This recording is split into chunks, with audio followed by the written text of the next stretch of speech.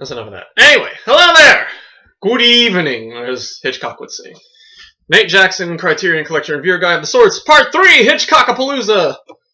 Alfred Hitchcock's Notorious. From some 1947, I think, 1946. Okay. The card here that came with from Santa Clara says it was 1946. I didn't bother to look up how long it was. 102 minutes, black and white English. Not a Selznick movie, or it was by arrangement of David O. Selznick. It was actually through RKO. It was actually an RKO picture. And yeah, this one's apparently it was one of Hitchcock's favorites, one of his most important, and all that stuff. But to be honest with you, I don't know. I didn't like this one as much. Maybe because I think part of it was because of the actors, but we'll get to that in a second. Anyway. The first thing we got to talk about is the movie, of course. First of all, of course, it stars the lovely, lovely Ingrid Bergman as Alicia Huberman, who is a American whose father had ties with the Nazi Party, and Cary Grant as Devlin, who is an American policeman. I think he's working for the CIA or the FBI or something. And so Devlin hires Alicia to spy to help them crack down on the Nazis who are still who are doing some things down in Brazil. And she meets him at a party, and she doesn't reveal to her that she's a cop until they get pulled over for drunk driving, on Alicia's part. And Alicia, even though her father is was part of the Nazi Party, she had no ties to them. In fact, she denounced her father's work and all that. She was in court denouncing her father's work, something like that. So they meet, and they go to Brazil, and they end up falling in love with each other very, very quickly. And so Devlin's boss, tells her, "Hey, we're gonna send Alicia out to spy on this guy, Sebastian, who was the father. I think his name was Alex Sebastian, who was a friend of her father, was played by the wonderful Claude Rains. Alex Sebastian was. And apparently Sebastian always had a crush on Alicia, but he never pursued her, or she never pursued it, and all that. So they want Alicia to follow him and find out what's going on. Apparently, there's something to do with a wine cabinet, or a bottle of wine that is disappeared or something like that. And so she has to go out check out his wine cellar. And so they I guess they get married or something. I don't remember if they actually do get married. I didn't see it in the film. But so she moves in with Sebastian, and meanwhile Devlin's always poking his head around, and while all this is happening, Devlin actually turns kind of cold toward Alicia because of the situation. And Alicia kind of says, "Oh, I was in love with you. What the hell?" So there's all that. There's a lot of, mixed feelings about their relationship and all that. So there's that. But anyway, the main action really starts kicking off when they go to a dinner party.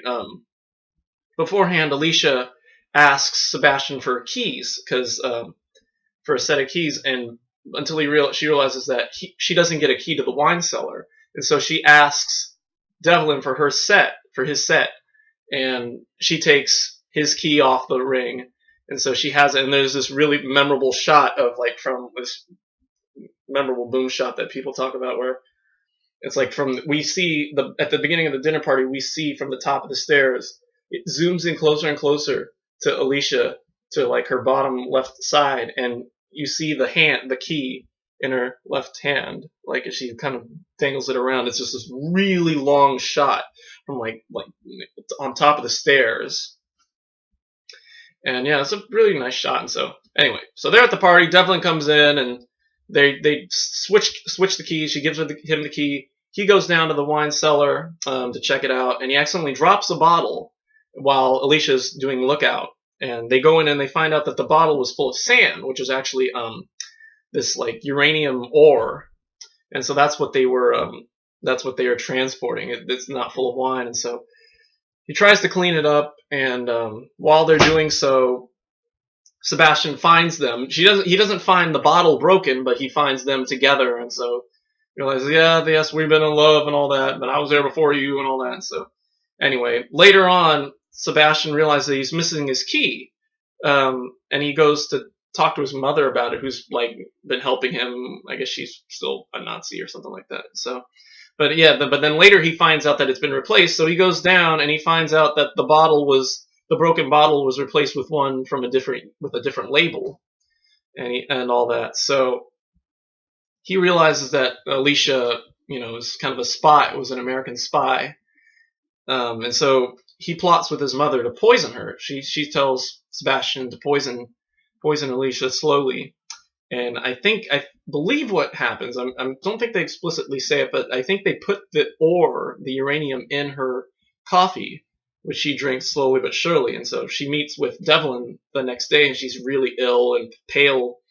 And then later on, she tries to drink some more of it, and they end up accidentally revealing that Alicia gets her own cup or something like that. And as she's realizing this, she faints and falls, and she's put back into the bed and all that. And so Devlin comes to her rescue, and all that. And so he comes up and he confesses love to her, and so he brings her out, and Sebastian finds them. And meanwhile, while all this is happening, Sebastian is entertaining his Nazi party friends.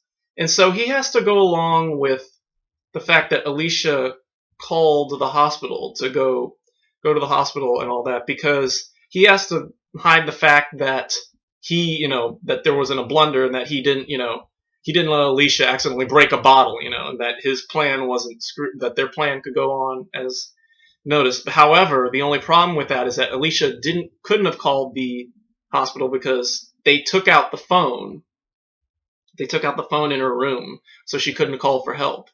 So as Devlin carries Alicia to the cab, Sebastian, tries to go in with him, but he locks the door behind Sebastian, and Sebastian begs him to take him with him so that he doesn't have to face the wrath of his Nazi party friends who have slowly figured out his plan, who's slowly figured out that he's screwed up and he's probably going to get executed. But we don't see that. And the last shot is we see Sebastian walking up the steps, and the door closes, and we assume that probably he's going to get killed. But that also kind of sucks because we don't get to see, the happier ending for Cary Grant and Ingrid Bergman. At least a little bit of humor, because I love Cary Grant and I know him for mostly his comedic roles. Even in Charade, it starts off a little dark, but there's plenty of humor throughout the film. So I was hoping that, knowing Hitchcock, and Hitchcock's got a good sense of humor, I was hoping that there'd be a little more humor than there was. I think it's basically, I think maybe he was trying to avoid that with this film. He was trying to just make it a pretty much a dark, crime drama film. But I'm not sure. But it was, yeah, so, okay, first of all, I have to say this. Why in the holy motherfuck did Criterion feel it was necessary to introduce their audiences to Ingrid Bergman through Autumn Sonata? Come on now. Spellbound was awesome. Notorious was pretty good, but Autumn Sonata, really? Maybe they took them a long time to get the rights to the 3 Hitchcock movies, so that's why they had to put it off till later. But God, Autumn Sonata is not that great. Even with Ingrid Bergman in it. I know I guess they got it because it's Ingmar Bergman, and they got to get all of Ingmar Bergman's films out of the way, and they figure, oh, Ingrid and Ingmar, oh, they're not related, but, let's do it. Let's put it out there. So, yeah, so that's kind of annoying to think that, there are all these great Ingrid Bergman movies out there, that are in the Criterion Collection film, and we're stuck first with Autumn Sonata. So, there. Anyway, so there's that. Hitchcock's cinematography, of course, he's great with close-ups, very intenseful close-ups, and of course that long shot of the long close-ups and shots and all that, very, very, very, very wonderful stuff. But the storyline just wasn't as inviting. It just felt like a very cold movie. It left me very cold and all that. So I don't know. I had a hard time getting into this one compared to the others. So yeah, hang on, you'll have to pardon me.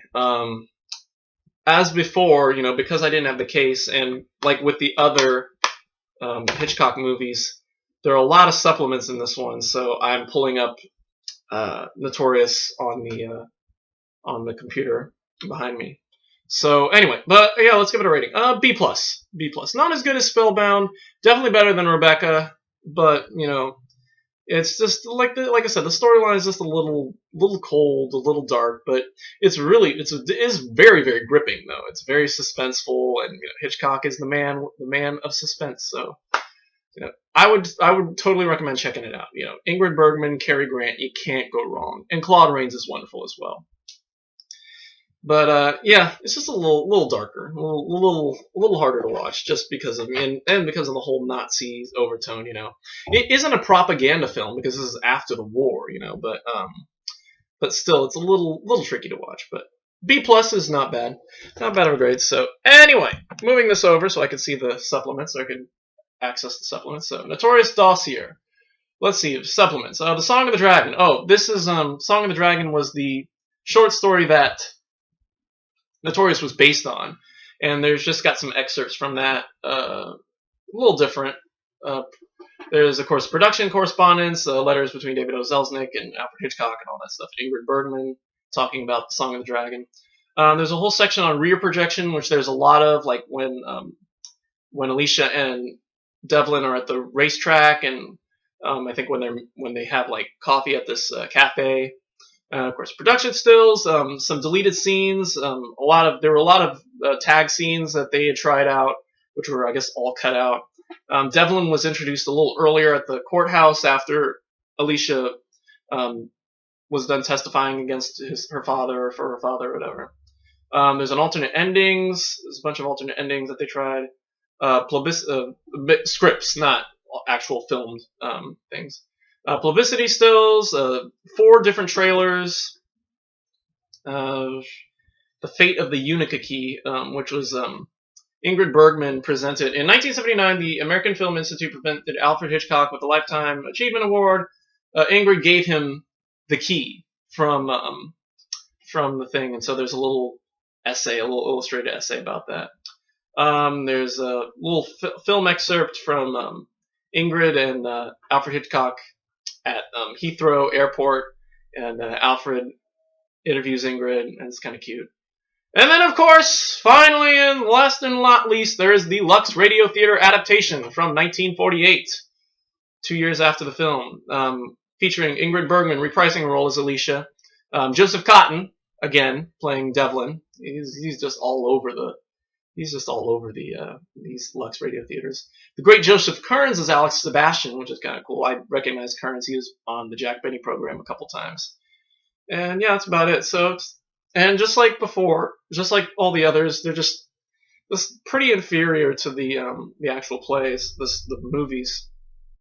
I think one of the big problems with this one is that there's so much space in the dialogue that they have to like really speed up the dialogue. There's a lot of like when Devlin and Alicia arrive in Brazil, they when they get to the hotel, they talk. There's like bah, bah, bah, bah, bah, bah, bah, bah. And of course they have to do that because they have to keep the pace going because it's radio and they have to fit in like 3 or 4 commercials. But that just kind of throws off the feeling of the film though, and that's what kind of weakens it. So I'm not saying that you can't listen to these, but I would recommend, like I said before, I would like to hear all these Lux Radio Theaters, but if there is a movie version adaptation that it's based on, then I want to see that. I want to see the movie first before I watch the listen to the Lux Radio Theater adaptation.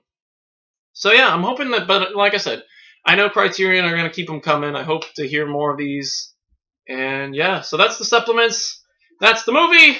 And that's our Hitchcockapalooza for this week. So, Notorious, done. And that concludes the Hitchcockapalooza. So we're done with Hitchcock for now.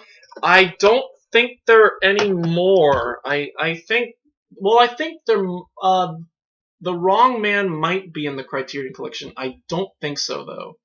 I don't even know if that's a Hitchcock movie, but I think it is. Anyway, so there's that. But anyway, so next, this Thursday, I will be doing the review, the supplements to The Rock. Because I just finally got The Rock last week. And we might add on the supplements to The Vanishing sometime later this week. Maybe Saturday, actually. Might do that Saturday night. Or Sunday before our review of Rashomon. Yeah, but Sunday, Rashomon. Monday, Wild Strawberries. Tuesday, 8.5. So the great directors of the great Criterion directors are next week. So that'll be interesting. I mean, Kurosawa. I'm excited for the next Kurosawa film. Bergman, of course, I'm loathing it every second I await. And Fellini, I'm indifferent to. You know, it's like he's got great movies and he's got movies. So anyway, that's it from me. Thanks for watching. Don't put uranium in bottles of wine, and don't be a Nazi. Very as simple as that. Easy peasy morals. Anyway, that's it for me. Thanks for watching, and we will see you Sunday. Sunday, February 1st, I think, for what's the name of that movie I just said? Rashomon! Hey! Way to be forgetful. Oh, but first, actually, we will see you Thursday for The Rock. Supplements. More Michael Bay goodness. Oh boy, I can't wait to see his gag reel this time. Or maybe I can't. Anyway, good night.